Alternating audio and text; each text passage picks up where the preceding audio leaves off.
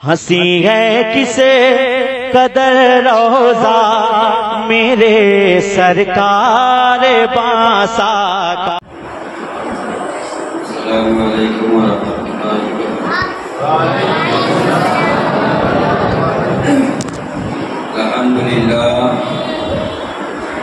الحمد للہ رب العالمین والصلاة والسلام علی سید المرسلین، اما بعد فاعوذ باللہ من الشیطان الرجیم، بسم اللہ الرحمن الرحیم۔ ولا تقولوا لمن يقتل في سبيل الله أموات بل أحياء ولكن لا تشعرون۔ صدق الله مولانا العظيم وبلغنا رسوله النبي الأمين المتين الكريم، ونحن على ذلك لمن الشاهدين والشاكرين والحمد لله رب العالمين۔ آئیے ہم اور آپ سب سے پہلے ساری کائنات کی مرکز عقیدت جناب احمد مصطفیٰ محمد مصطفیٰ صلی اللہ تعالیٰ علیہ وسلم کی بارگاہ بے کس پناہ میں اپنی غلامی کا ثبوت دیتے ہوئے درود شریف کا نذرانِ عقیدت پیش کریں اور پڑھیں بآواز بلند، اللہم صلی علی سیدنا و صفینا و مولانا و بارک وسلم صلاۃ و سلام علیک یا رسول اللہ صلی اللہ تعالیٰ علیہ وسلم۔ جو جواں بیٹے کی میت پر نہ رویا وہ حسین، جو جواں بیٹے کی میت پر نہ رویا وہ حسین، جو دہکتی ریت کے بستر پہ سویا وہ حسین، اور جس نے اپنے خون سے دنیا کو دھویا وہ حسین، جس نے اپنے خون سے دنیا کو دھویا وہ حسین، جس نے سب کچھ کھو کے کچھ بھی نہ کھویا وہ حسین، مرتبہ اسلام کا جس نے دوبالا کر دیا، مرتبہ اسلام کا جس نے دوبالا کر دیا، خون نے جس کے دو عالم میں اجالا کر دیا، خون نے جس کے دو عالم میں اجالا کر دیا۔ حضرات محترم، ہم اور آپ کل امام حسین رضی اللہ تعالیٰ عنہ کی روانگی مکہ سے مقام صفاہ تک سنے۔ اب یہاں سے پھر ہم کو چلنا ہے، لیکن اس سے پہلے میں آپ کو کچھ باتیں بتا دیتا ہوں۔ بہت اہم بات ہے، سمجھو کہ ایک نکتہ ہے، شاید ہم اور آپ سنے ہوں یا نہ سنے ہوں۔ جہاں تک میں سنا ہوں تو آج تک نہیں سنا، لیکن ہو سکتا ہے کہ ہم نے کوشش کیا اس کو جاننے کے لیے، اگر کوئی غلطی ہو تو علماء کی بارگاہ میں عریضہ ہے کہ وہ اصلاح بھی فرمائیں گے۔ یزید کون تھا، ہم کو یہ جاننا ہے، کیونکہ آج کچھ لوگ سوال کرتے ہیں کہ یزید کے بارے میں جانتے نہیں ہیں۔ یزید امام حسین کا کیا لگتا تھا، نبی کریم صلی اللہ علیہ وسلم کا رشتے میں کیا آتا تھا، تو آپ یزید کے بارے میں کیا جانتے ہیں؟ تو ہم اور آپ اس معاملے میں جو ہے جواب نہیں دے پاتے کہ یزید امام حسین کا کیا تھا، رشتہ دار تھا، قریبی تھا، دور کا تھا، کون تھا، یہ ہم اور آپ کو حقیقت اس کی پتہ نہیں۔ باپ کی طرف سے چوتھویں پشت میں جو نسل چلتی ہے، حضرت امیر معاویہ حضرت عبد مناف سے جا کے ملتے ہیں، ان کا نسل جو ہے، اور ماں کی طرف سے بھی حضرت امیر معاویہ چوتھی پشت میں حضرت عبد مناف سے ان کا سلسلہ ملتا ہے۔ اور حضرت عبد مناف یہ ہیں کون؟ یہ میرے آقا صلی اللہ تعالیٰ علیہ وسلم کے چوتھے دادا ہیں، یعنی 4 پیڑھی گزرنے کا جو چوتھا سلسلہ آتا ہے، چوتھے دادا میرے آقا صلی اللہ تعالیٰ علیہ وسلم کے۔ اب اس اعتبار سے اگر دیکھا جائے تو حضرت امیر معاویہ رضی اللہ تعالیٰ کہ والد کا نام حضرت سفیان ہے، حضرت ابو سفیان، حضرت ابو سفیان کی بیٹی حضرت ام حبیبہ جو امیر معاویہ کی سگی بہن ہیں، یہ میرے آقا صلی اللہ تعالیٰ علیہ وسلم کی عقد میں ہے، یعنی ان کا نکاح میرے آقا صلی اللہ علیہ وسلم سے ہوا۔ اب اس طریقے سے اگر دیکھتے ہیں تو امیر معاویہ میرے آقا صلی اللہ تعالیٰ علیہ وسلم کے سالے ہوتے ہیں، کیونکہ بہن کا بھائی سالہ ہوتا ہے۔ اب امام حسین کی طرف اگر ہم پلٹ کر چلتے ہیں تو تمام ازواج مطہرات مومنین کی مائیں ہیں، تو اس اعتبار سے اگر ہم دیکھتے ہیں تو امام حسین رضی اللہ تعالیٰ عنہ امیر معاویہ امام حسین کے ماموں ہوئے، اور یزید امیر معاویہ کا لڑکا معلوم ہوا کہ امام حسین کے ماموں کا لڑکا، سگا ماموں نہیں، یعنی سگے ماموں نہیں۔ سرکار کی 11 بیویاں تھیں، ان میں سے ایک حضرت ام حبیبہ ہیں جو حضرت ابو سفیان کی بیٹی حضرت امیر معاویہ کی سگی بہن، اس اعتبار سے نا یزید امام حسین کا ماموں ہوا۔ اب رشتہ دونوں قریب ہے، لیکن دولت اور حکومت کی اقتدار کی لالچ میں یزید نے امام حسین رضی اللہ تعالیٰ عنہ سے بغاوت کیا، اور جبکہ ان کے والد حضرت امیر معاویہ نے یہ کہا تھا یزید سے تخت نشین ہونے سے پہلے اپنی حیات میں کہ پہلے امام حسین سے مشورہ کرنا، جو وہ کہیں گے اسی پر تو عمل کرنا،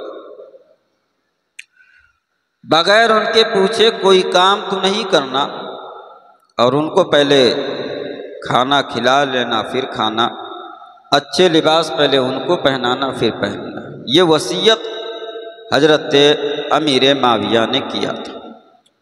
آج کچھ لوگ یزید کو جنتی بھی کہتے ہیں، اس کی وجہ کیا ہے؟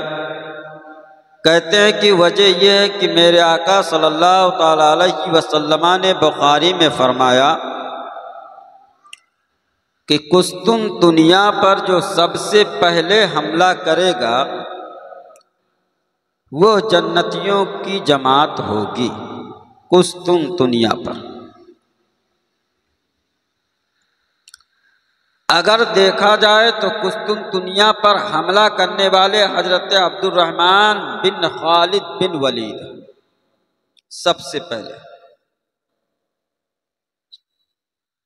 52 اور 54 ہجری 47 اور 53 ہجری کا واقعہ، اور پھر یزید کی طرف پلٹا جائے تو 42 47 یہ ہجری پائی جاتی ہے۔ تو جو پہلے جو قسطنطنیہ پہ حملہ ہوا جس کے بارے میں میرے آقا نے فرمایا جنتیوں کی جماعت ہوگی، وہ جماعت یزید کی نہیں تھی بلکہ حضرت عبد الرحمن بن خالد بن ولید کی جماعت تھی۔ ان کے بارے میں حکم ہوا تھا کہ جو سب سے پہلے قسطنطنیہ پر حملہ کرے گا وہ جنتی ہوگا، اور قسطنطنیہ پہ دوسرا حملہ اگر کرنے والا کوئی شخص ہے تو وہ یزید ہے۔ تو دوسرے کے بارے میں، دوسری جماعت کے بارے میں میرے آقا نے نہیں فرمایا۔ اب سوچو، جو 70,000 صحابہ اور تابعین کو ناحق قتل کروا دے، 3 دن کے لیے مدینے کی عورتوں کو، پاک دامن عورتوں کو، پردہ نشین عورتوں کو اپنے اوپر حلال قرار دے دے، وہ جنتی کیسے ہو سکتا ہے؟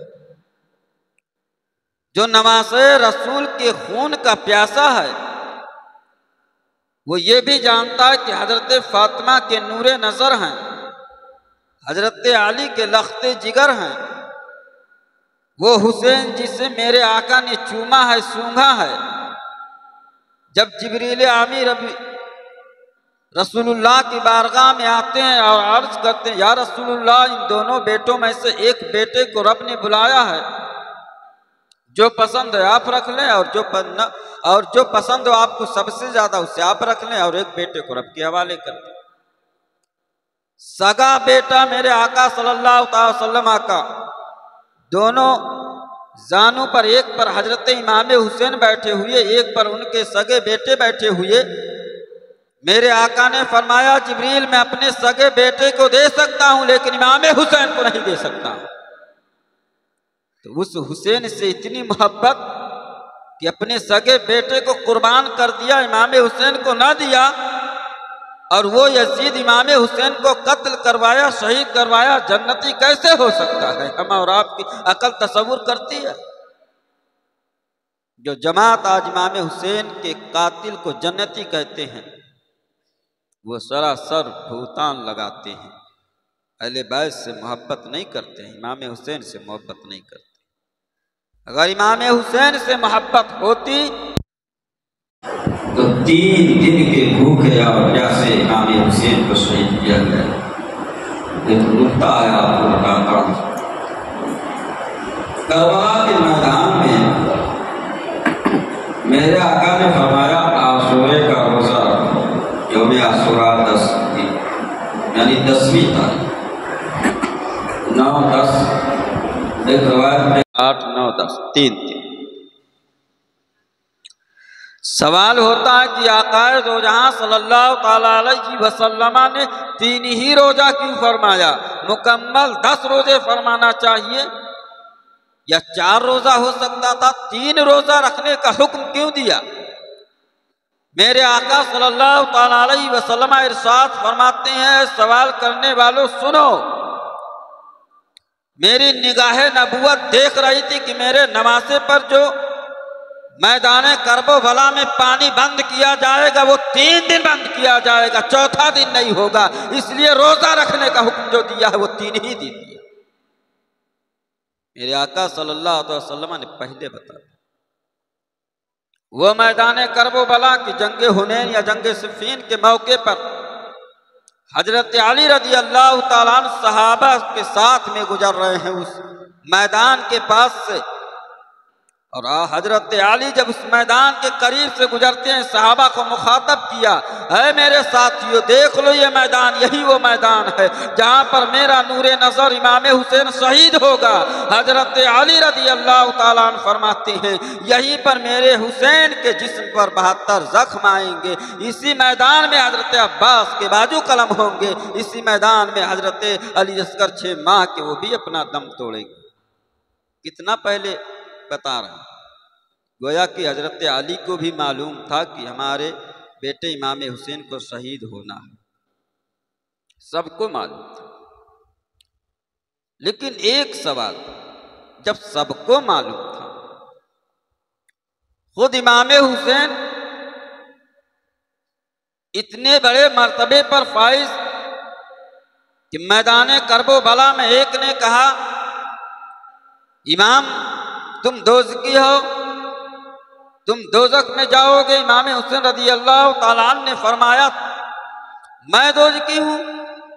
میں نبی کا نواسا، مجھے تو دوزخی بولتا ہے؟ اللہ تجھے غارت کرے، اتنا کہنا تھا کہ اس کا گھوڑا بھاگتا ہے اور اس کا پیر جو ہے اس کے گھوڑے کے زین میں پھنس جاتا، اور جیسے اس کا پیر پھنسا اور جا کر کے خندق کی طرف گھوڑا بھاگتا ہوا، اور جب خندق کو چھلانگ لگاتا ہے وہ منحوس جس نے امام حسین کو دوزخی کہا تھا اسی خندق میں گر کے جل کر آ گیا۔ زبان سے نکلا لفظ فوراً قبول کر لیا رب نے، تو اے امام حسین آپ نے دعا کیوں نہیں کیا مولا میں شہادت، میری شہادت ہونے والی ہے مولا اس کو ٹال دے، دعا کیوں نہیں کیا؟ جو ساری کائنات کا مالک و مختار، نبی کے نواسے کے اوپر مصیبت، دعا کیوں نہیں کی؟ خاتون جنت، جنتی عورتوں کی سردار، جنتی عورتوں کی سردارہ ہیں، پھر بھی دعا نہیں کر رہی۔ حضرت علی داماد رسول دعا نہیں کرتے کیوں؟ سوال ہوا آپ دعا کیوں نہیں کرتے ہیں؟ آپ کے بیٹے کے اوپر مصیبت آ رہی ہے، چھوٹے چھوٹے بچوں کو شہید کیا جائے گا، 3 دن بھوکے اور پیاسے رکھے جائیں گے، لیکن آپ دعا کیوں نہیں کرتے ہیں؟ میرے آقا نے فرمایا میری نگاہ نبوت دیکھ رہی ہے، اگر میں امام حسین کے لیے دعا کرتا ہوں تو میری امت پوری زندگی صبح قیامت تک پیاسی رہے گی، اس لیے مجھے اپنی امت کی پیاس گمارا نہیں ہے، نواسی کی پیاس گمارا ہے۔ دین اسلام مٹ جائے، کوئی کیچڑ اچھالے، یہ مجھے گمارا نہیں ہے، میرا بیٹا خون دے کر کے دین اسلام کو بچائے گا۔ نعرے تکبیر،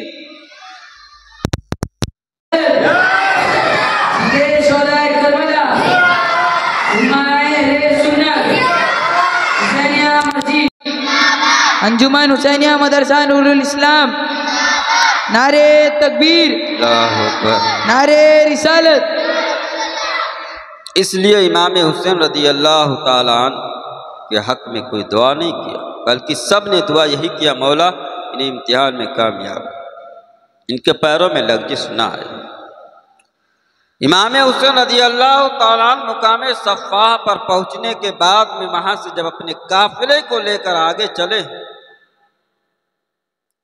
اور مقام زرود میں جب پہنچتے ہیں تو حضرت امام حسین رضی اللہ تعالیٰ عنہ جب مقام زرود میں پہنچتے ہیں تو حضرت قیس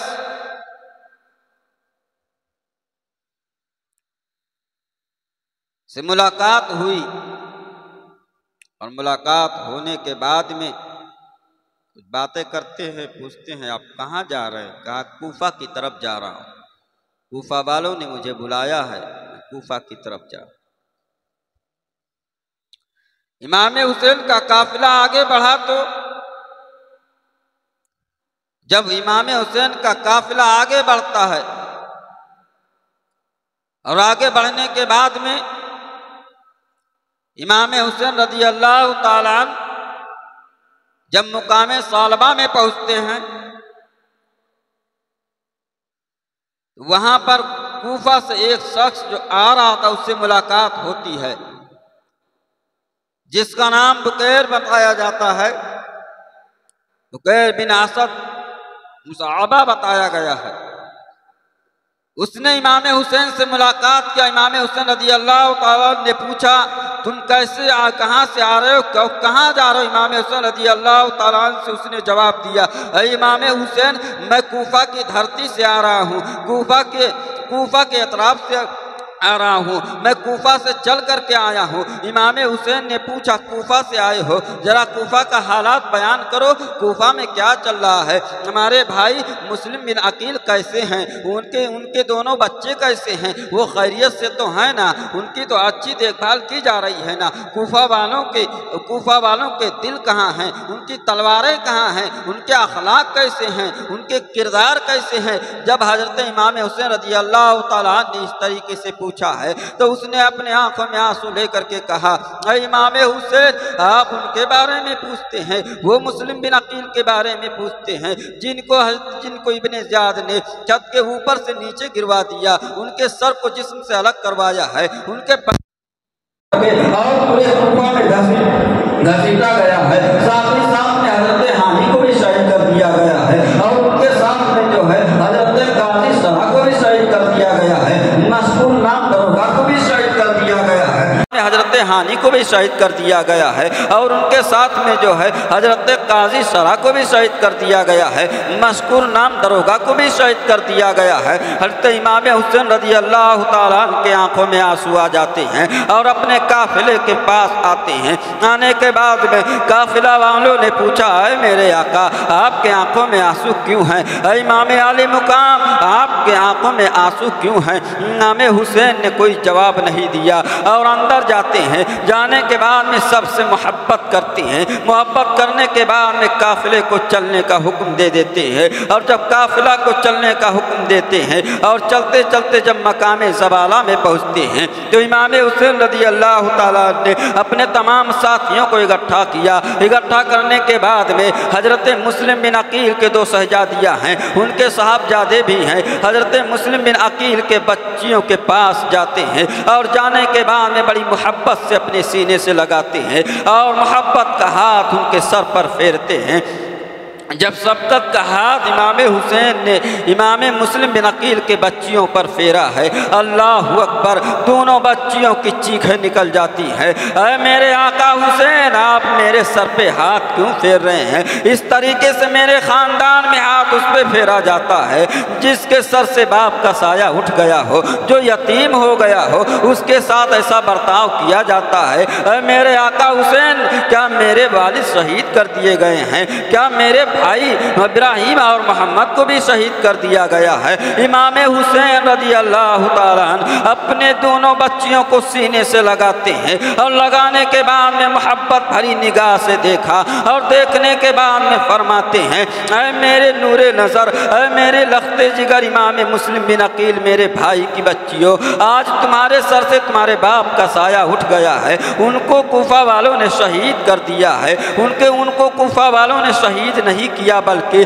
ان کے ساتھ جو ہے بہت غلط کیا ہے۔ شہید کرنے کے بعد ان کے لاش کو جو ہے گھوڑوں سے رسی باندھ کر کے ان کے پیر میں اور کوفہ کے گلیوں میں گھسیٹا گیا ہے۔ اے میری بچیوں، لیکن تم غم نہ کرنا، تمہارا چچا تمہارے ساتھ ہے، میں تمہارے ساتھ ہوں، جس چیز کی ضرورت ہوگی مجھ سے بتا دینا۔ جب تمہارے بھائیوں کی تمہیں یاد آئے گی تو حضرت علی اصغر کو دیکھ لینا، جب تمہارے بھائیوں کی تمہیں یاد آئے گی تو حضرت علی اکبر کو دیکھ لینا، جب تمہارے بھائیوں کی یاد آئے گی تو حضرت قاسم کو دیکھ لینا، اپنی یاد کو بجھا لینا، اور جب تمہارے باپ حضرت مسلم بن عقیل کی یاد آئے گی میری بچی تو مجھے دیکھ کر کے اپنی یاد کو بجھا لینا، لیکن آہو بکا نہ کرنا، کیونکہ اللہ نے فرمایا ہے قرآن میں، یا ایھا الذین آمنوا استعینوا بالصبر والصلاۃ، اے میری بچی مدد طلب کرو صبر اور نماز سے نا۔ اللہ اکبر، دونوں بچیاں رو کر کے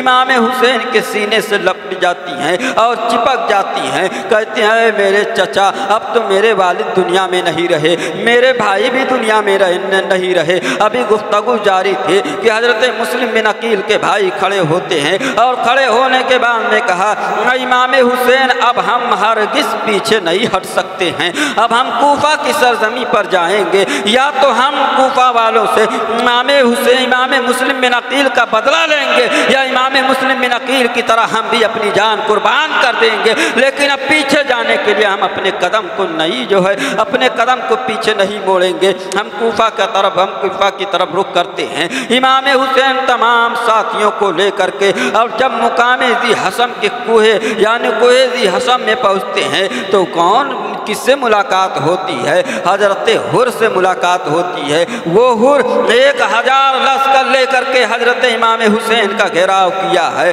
اور وہیں پر جا کر کے اس نے روک لیا، کہا امام حسین، مجھے حکم ہوا ہے کہ میں تم کو یہاں سے آگے نہ جانے دوں، میں یہاں سے آگے نہیں بڑھنے دوں گا۔ امام حسین نے کہا، اے حر، میں اپنے مرضی سے نہیں آیا ہوں، مجھے ان لوگوں نے جو ہے کوفہ والوں نے خطوط لکھا ہے، اور خط کی بنیاد پر میں تشریف لے کر کے جا رہا ہوں۔ تمام حجت کے بعد میں حضرت امام حسین رضی اللہ تعالیٰ عنہ نے خطوط کے پنی کو لے کر کے آتے ہیں، خطوط کے تھیلا کو لے کر آتے ہیں، اور آنے کے بعد میں حر کے سامنے ڈال دیتے ہیں۔ حر نے پڑھنا شروع کیا، اور پڑھنے کے بعد میں کہتا ہے، اے امام حسین، اگر مجھے معلوم ہوتا کہ آپ کو خط دے کر کے بلایا گیا ہے تو میں ہرگز آپ کے مقابلے میں نہ آتا، آپ کا راستہ نہ روکتا، لیکن اے امام حسین، میں تو مجبور ہوں، میں کچھ نہیں کر سکتا ہوں۔ ابھی بات شروع ہی تھی کہ ایک شخص گھوڑے سے سوار ہو کر کے کوفہ کی طرف سے آیا اور آنے کے بعد میں حر کے پاس ایک خط دیتا ہے اور دینے کے بعد میں جب حر نے اسے پڑھا تو اس میں ابن زیاد نے لکھا تھا، اے حر، اگر امام حسین سے تمہاری ملاقات ہو جائے تو تمہیں ایک ایسے چٹیل میدان میں انہیں اتارنا جہاں کوئی پناہ لینے کے لیے کوئی درخت نہ ہو، پناہ لینے کے لیے کوئی چھاں نہ ہو، کسی چیز کا سایہ نہ ہو، وہاں پر امام حسین کو روک دینا۔ حر وہاں سے چلتے ہیں اور چلنے کے بعد میں اللہ اکبر اسی میدان کی طرف پہنچے ہیں جس میدان کو میدان نینوا کہا جاتا ہے، میدان ماریا کہا جاتا ہے۔ حر کا ایک سپاہی امام حسین کے پاس گیا اور جانے کے بعد میں کہا، اے امام حسین، اب اس میدان سے آگے نہیں جا سکتے ہو، اب اس میدان سے آگے نہیں بڑھ سکتے ہو۔ امام حسین نے کہا، کیوں نہیں جا سکتے ہیں؟ آخر وجہ کیا ہے اس میدان سے آگے نہیں جا سکتے ہیں؟ کہا، یہاں سے نہر فرات قریب ہے، یہاں سے نہر فرات قریب ہے، وہ دریا آپ کے قریب ہے، یہاں سے آپ نہیں جا سکتے ہیں۔ جب امام حسین سے اس نے یہ کہا تو امام حسین نے پھر جب پوچھا، اے نوجوان، ذرا یہ بتا اس میدان کا نام کیا ہے؟ اس نوجوان نے کہا، امام حسین، اس میدان کا نام پوچھتے ہو؟ یہ میدان تو مشہور و معروف ہے۔ کہا، کون سا میدان ہے؟ کہا، اس کو میدان نینوا کہا جاتا ہے۔ کہا، اور کوئی نام ہے؟ کہا، میدان ماریا کہا جاتا ہے۔ کہا، اور کوئی تیسرا نام بھی تمہیں یاد ہے؟ اس نوجوان نے جیسے اپنی زبان سے کہا، اے امام حسین، اسی میدان کو میدان کربلا کہا جاتا ہے۔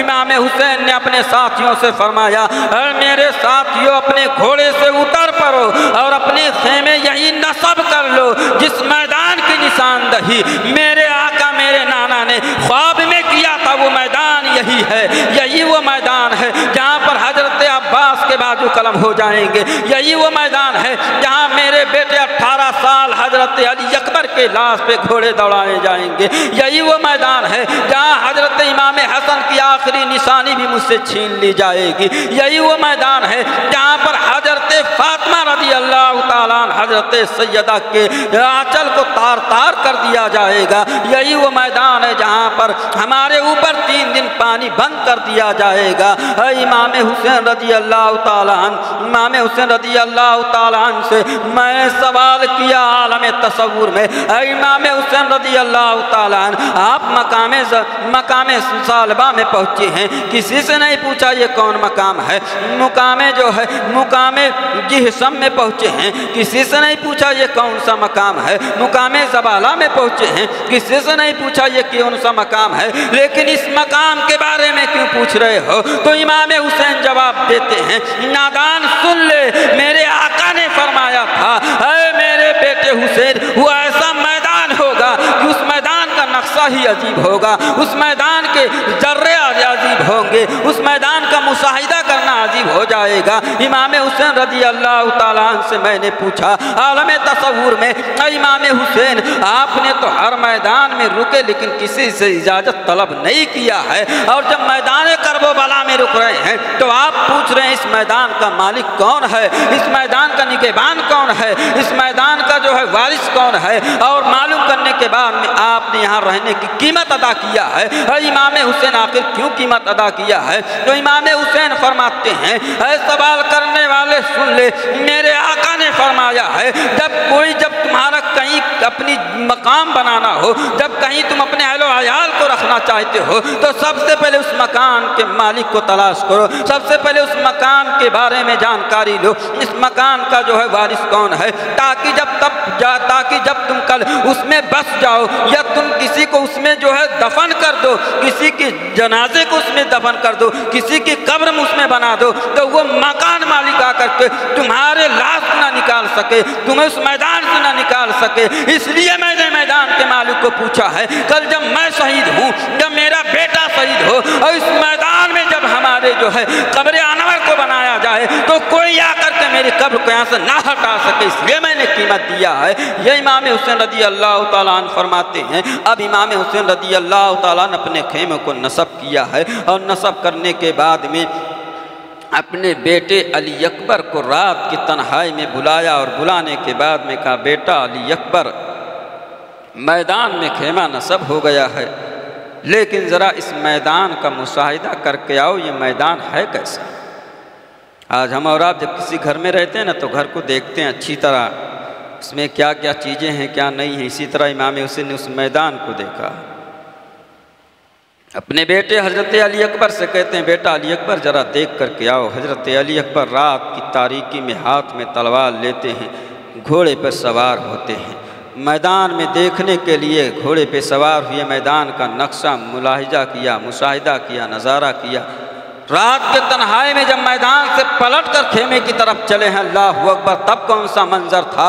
حضرت علی اکبر نے دیکھا ایک نقاب پوش خاتون میدان کرب و بلا کو جھاڑ رہی اپنے آنچلوں سے نا، اور وہاں کے کنکروں اور پتھروں کو چن کے اپنے آنچل میں رکھ رہی ہے۔ حضرت علی اکبر نے پوچھا اے خاتون تو کون ہے، تیرا اس میدان سے رشتہ کیا ہے، تو کیوں اس میدان کو جھاڑ رہی ہے، یہاں کے کنکروں اور پتھروں کو چن کر اپنی آنچل میں کیوں رکھ رہی ہے۔ اس خاتون نے کوئی جواب نہیں دیا۔ حضرت علی اکبر امام حسین کے بارگاہ میں آ جاتے ہیں، اور آنے کے بعد میں کہا ابا حضور میں نے پورے میدان کا مشاہدہ کیا ہے، میں نے پورے میدان کو دیکھا ہے، کوئی چیز مجھے نظر نہیں آئی ہے، لیکن جب میں پلٹ کر آپ کے پاس آنے لگا ابا حضور تو ایک نقاب پوش خاتون جو ہے میدان کرب و بلا کو جھاڑ رہی ہے، وہاں کے کنکروں کو چن کر اپنے آنچل میں رکھ رہی ہے۔ میں نے جب اس سے پوچھا اے خاتون تو کون ہے، تیرا اس میدان سے رشتہ کیا ہے، تیرا لگاؤ کیا ہے، تیری محبت اس میدان سے کیوں ہے،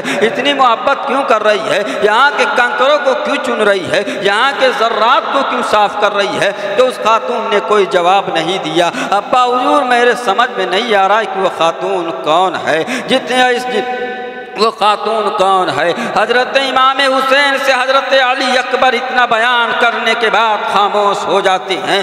امام حسین کی آنکھیں بھیگ جاتی ہیں اور چاروں قطار رونے لگتے ہیں۔ حضرت علی اکبر نے پوچھا ابا حضور آپ کیوں رو رہے ہیں اس طریقے سے، آپ تو اس خاتون کے بارے میں سنتے ہی رونے لگے ہیں، آپ تو اس خاتون کے بارے میں سن کر رونے لگے، ایسا معلوم پڑ رہا ہے آپ اس کو بہت پہلے سے جانتے ہیں، آپ کا اس سے بہت پہلے سے تعلق ہے۔ امام حسین روتے ہوئے فرمایا بیٹا علی اکبر جو میں دیکھ رہا ہوں تم نہیں دیکھ رہے ہو۔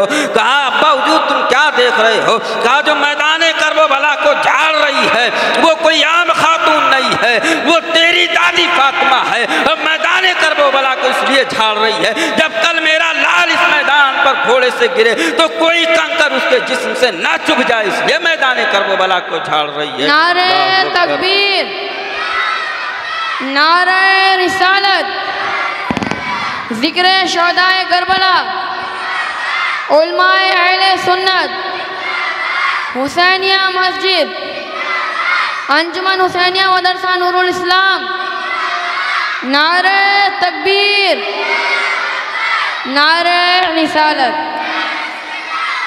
یزید 60 ہجری میں تخت نشینی ہوا تھا، کربلا کا میدان 61 ہجری میں پیش آیا، 61 ہجری جمعہ کا دن، 61 ہجری، اور جب مکہ سے چلے امام حسین تو 3 ذی الحجہ کی تاریخ تھی، اور جب مقام جہشم میں پہنچے ہیں تو محرم کی پہلی تاریخ تھی۔ یہ امام حسین رضی اللہ تعالیٰ عنہ اس طریقے سے کرب و بلا کے سرزمین پر پہنچتے ہیں۔ اب حر اور امام حسین سے گفتگو ہوتی ہے، گفتگو ہونے کے بعد میں امام حسین نے کہا یا تو تم مجھے ایسا راستہ بتاؤ جس سے میں کہیں دوسرے مقام پر چلا جاؤں، یا تو پھر تم میرے ساتھ ساتھ خود چلو۔ ابھی بات ہی ہو رہی تھی کہ دوسرا قاصد آیا، اور آنے کے بعد میں کہا کہ امام حسین کے اوپر کڑی نظر رکھو اور دیکھو امام حسین کیا کرتے ہیں۔ ادھر ابن زیاد نے کوفہ میں کیا کیا، عمر ابن سعد، اللہ اکبر، عمر ابن سعد کون ہیں؟ حضرت سعد بن وقاص کے صاحبزادے جو صحابی رسول ہیں۔ عمر ابن سعد کو ابن زیاد نے کہا 4000 لشکر لے کر کے ملک شام کی طرف تم جاؤ۔ اس نے ابھی حکم دیا ہی تھا کہ پھر حکم کو بدل دیا، کہا عمر ابن سعد تم کرب و بلا کی زمین پر جاؤ، امام حسین آ گئے، اور جا کر کے ان سے تم مقابلہ کرو۔ عمر ابن سعد نے انکار کیا، کہا نہیں، ہم ان کے مرتبے کو جانتے ہیں، انہیں پہچانتے ہیں، نبی کے نواسے ہیں، حضرت فاطمہ کے نور نظر ہیں، ہم ان سے جنگ نہیں کر سکتے۔ ابن زیاد نے کہا، عمر ابن سعد، اگر تمہیں ریے کی حکومت چاہیے تو امام حسین سے جنگ کرنا ہوگا، اور اگر حکومت نہیں چاہیے تو پھر امام حسین کے ساتھ ہو جاؤ۔ عمر ابن سعد جیسے یہ جملہ سنا، فوراً 4000 لشکر لے کر کے اور کوفہ سے میدان کرب و بلا کی طرف چلا، اور جب میدان کرب و بلا کی طرف چلا ہے اور 4000 لشکر لے کر کے پہنچا، اور پہنچنے کے بعد میں حر سے کہا، اے حر، ابن زیاد نے مجھے امیر بنایا ہے لشکر کا، اب تم نہیں ہو امیر۔ اپنے ہاتھ میں سپہ سالاری لیتا ہے، اور لینے کے بعد میں امام حسین رضی اللہ تعالیٰ عنہ کو مخاطب کیا، ہے امام حسین، یا تو یزید کی بیعت کرو یا تو پھر جنگ کے لیے تیار ہو جاؤ۔ امام حسین رضی اللہ تعالیٰ عنہ نے کہا، ٹھیک ہے، آج رات میں اپنے ساتھیوں سے بات کروں گا، ہمارے ساتھی کیا کہتے ہیں ہم صبح آپ کو جواب دیں گے۔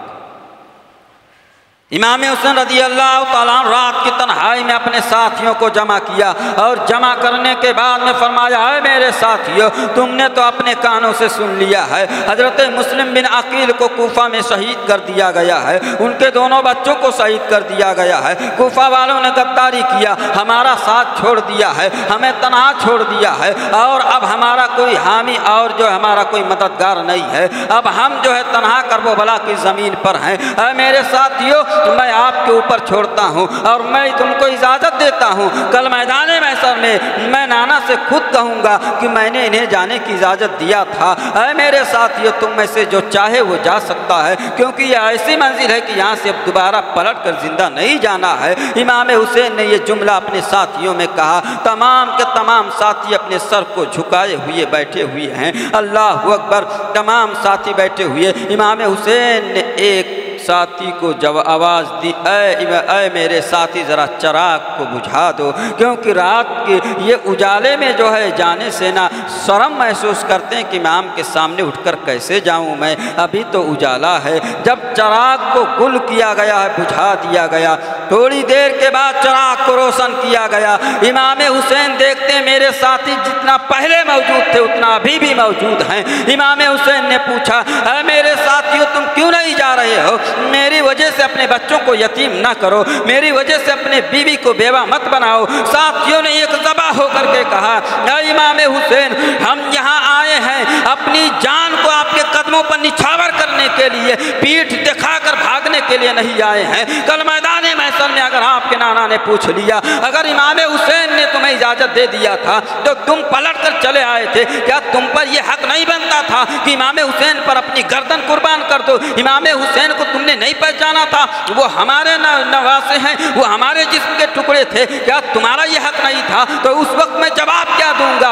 اے امام حسین، جس طریقے سے مسلم بن عقیل نے شہید ہو گئے، اپنی گردن کو کٹوا دیا ہے، ان کے دونوں بچے شہید ہو گئے ہیں، اسی طرح ہم بھی اپنی گردن کو تمہاری قدموں پہ نچھاور کر دیں گے، لیکن آپ کا ساتھ چھوڑ کر جانے والے نہیں ہیں۔ نعرہ تکبیر، یہ ان کے ساتھ ہے۔ نعرہ رسالت، ذکر صدائے کربلا،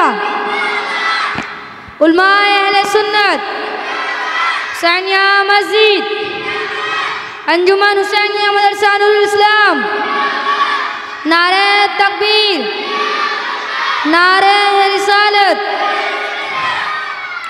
اور ذرا ساتھیوں کو دیکھو، گردن کی پرواہ نہیں ہے، اور ذرا ہم اپنے آپ کو دیکھیں۔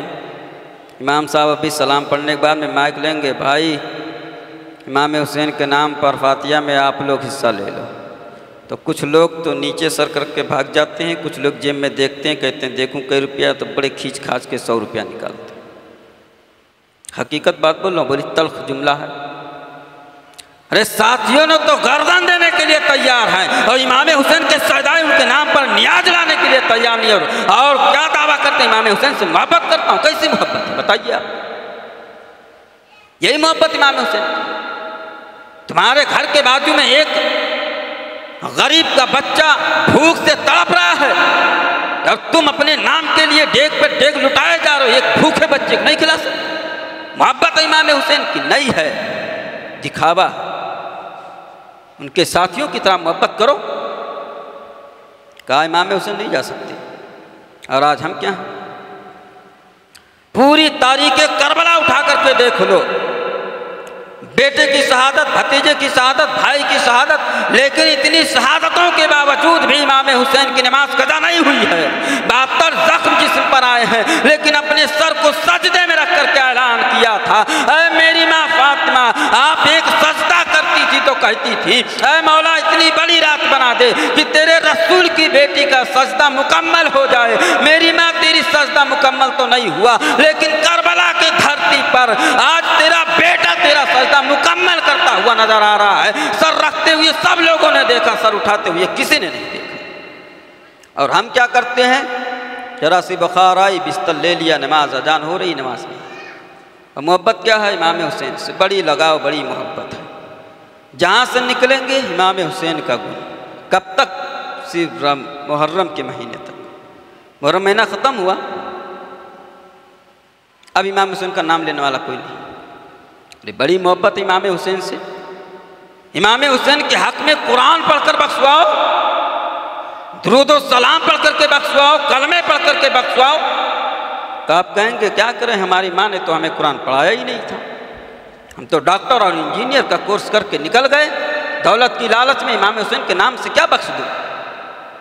یا تو کہو ABCD پڑھ کے بخش دوں۔ میرے دوستو اپنی ضمیر کو دیکھو، یہ حقیقت بتا رہا ہوں۔ کل ہمارے چہرے نبی کریم صلی اللہ تعالیٰ علیہ وسلم کی بارگاہ میں ہم سر اٹھانے کے قابل نہیں ہیں، نبی کی بارگاہ میں ہم جانے کے قابل نہیں ہیں۔ جس رسول نے فرمایا میری آنکھوں کی ٹھنڈک نماز ہے، جس رسول نے فرمایا میری آنکھوں کی ٹھنڈک داڑھی میں ہے، آج ہم اسی کے مخالف ہیں نہیں۔